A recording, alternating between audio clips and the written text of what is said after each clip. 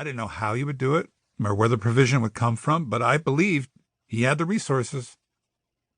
Now, you would expect as a reward for my leap of faith a big refund check showing up in the mail or a disoriented millionaire wandering around on the highway and handing me a fat wad of money after giving him a lift to his house. Oh, yeah, no such thing. But God did give me an idea. I began a campaign called Spare Change for Troy.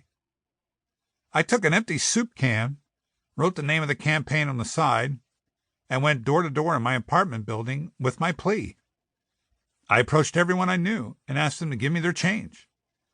After a few days, I had made $58. No joke. Because of my desperate plea, I managed to find a couple of jobs in the process. Neighbors hired me for day jobs at their places of employment. Slowly but surely, the funds reappeared, and bankruptcy was never declared. I have needed this faith to get by throughout my life. I lost a job months before my wedding, curtailing our original honeymoon plans. We got pregnant 3 months into our marriage, having our firstborn 1 week before our first anniversary. A year after his birth, we decided that my wife, Barbie, needed to leave her job at ABC Television to stay home to be a full-time mother, drastically cutting our income by well over half. She made more money than me. 3 other couples and ourselves, all newlyweds with no money, formed a group called the Poor Club. We gathered and found the cheapest things to do. Admission into the club was an entertainment coupon book, packed with 2-for-1 and half-off deals. But we never went hungry, and we never were homeless. The resources came when we needed them, and God always kept his promises to us. Jesus paid attention to the needs of the people gathered by the shoreline. He felt compassion for them, and now he needed to find provisions to meet the needs of the hungry. So Jesus turned to his disciples and challenged them. Where are we going to get the resources to feed thousands of people? The disciples looked to their bank accounts, aka their pockets. Empty. They turned to each other. We don't have enough money between us to feed them. They calculated the approximate cost to feed everyone, 8 months' wages. So how much is 8 months' wages for you?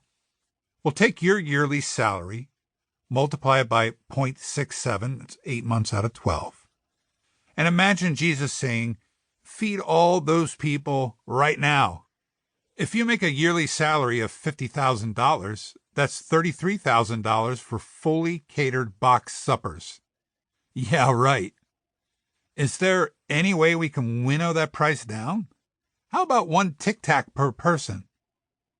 You see why it seemed impossible to feed all of them with the resources in their hands.